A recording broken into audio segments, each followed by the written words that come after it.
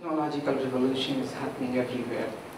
There is a very, very big changes in the medical sciences, mainly because of the technology, right from the polymerase chain reaction or the gene sequencing.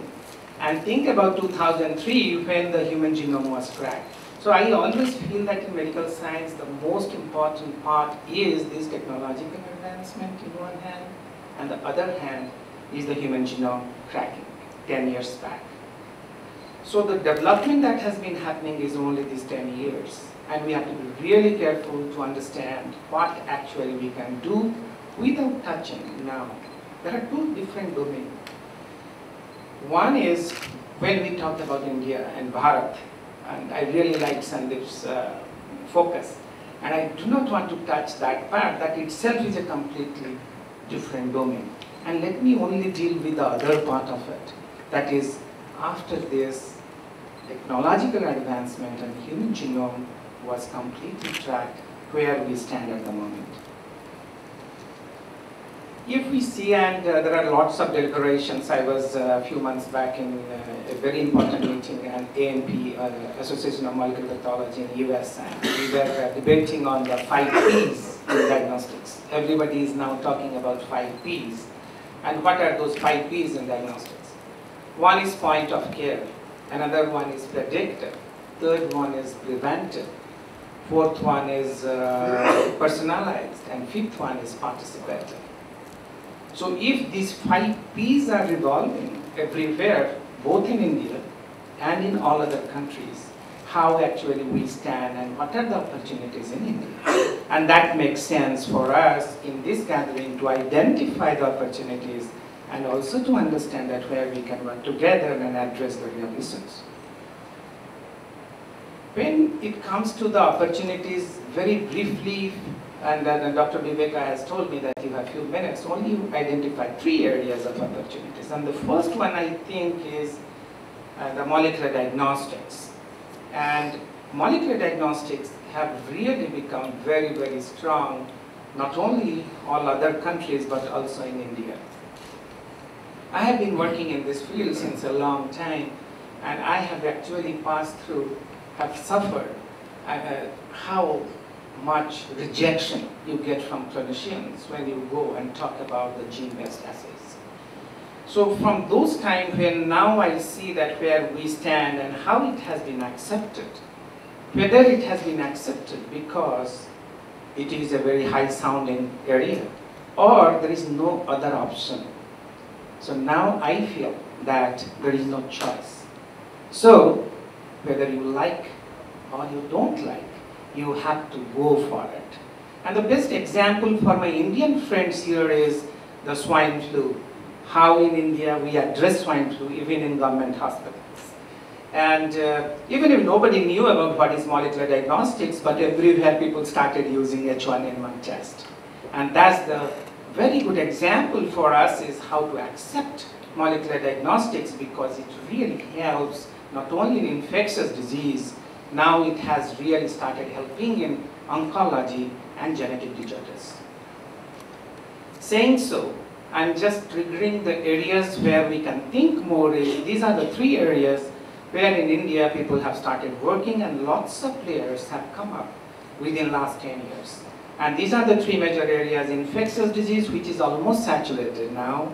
Second one is oncology. There are different hematological malignancies as well as solid tumors, including lung cancer, breast cancer, colon cancer. These are the areas where really people have started using and showing enough interest. So if we really are keen to work on those areas, there are lots of things can be talked about.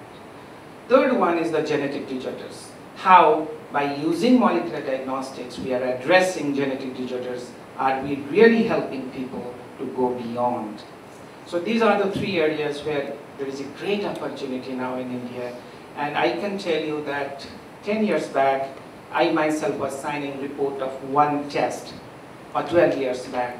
Now per month, and now I sign 15,000 tests per month. So that means there's a huge acceptance by the clinicians and by the people. So we cannot say that molecular diagnostics is not happening, even in India, where we have lots of problems as far as the genomic-based assays are concerned, but still there is a huge revolution has happened, and it has a long way to go, so it's a great opportunity for all of us.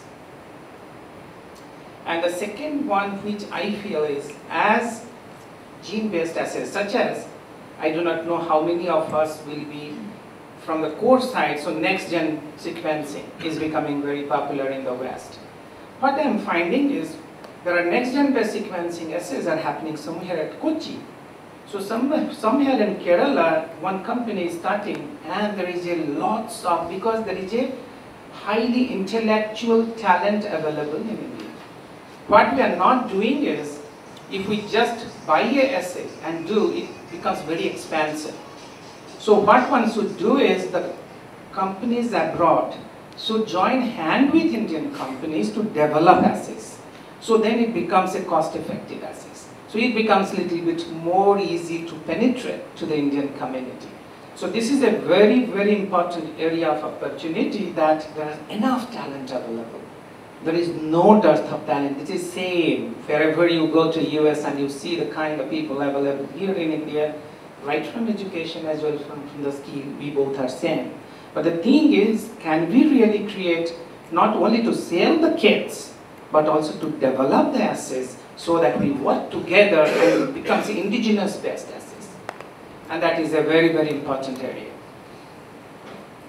While saying so, I also feel, I can give you an example of, suppose, cardiovascular disease. Dr. Rai Chaudhary and Dr. Anil Bangarji was telling how important cardiovascular disease is. If somebody wants to just develop an assay on predictive of how a person is prone for a cardiovascular disease, and now it's a common thing in US also, in UK also, I have seen the kind of panels that are available. And can we just use those panels and do that screening in India?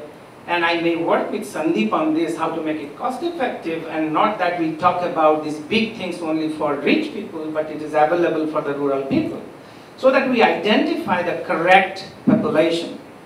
You will be surprised why I'm saying this point is so important. Most of those markers are not valid in India. So when I did a research, I find that our SNPs are different. So single nucleotide polymorphism, if we want to identify, we have to do a joint research and to see that what are the SNPs that are really pertinent to Indian population. And working on that, we identified a very, very pertinent panel which can now tell that, hey, this person is more susceptible for cardiovascular disease. So this is the second opportunities which I told, is how to utilize the intellectual capability and to create assets together so that we create very, very nice and pertinent panels for predictive and preventive medicine.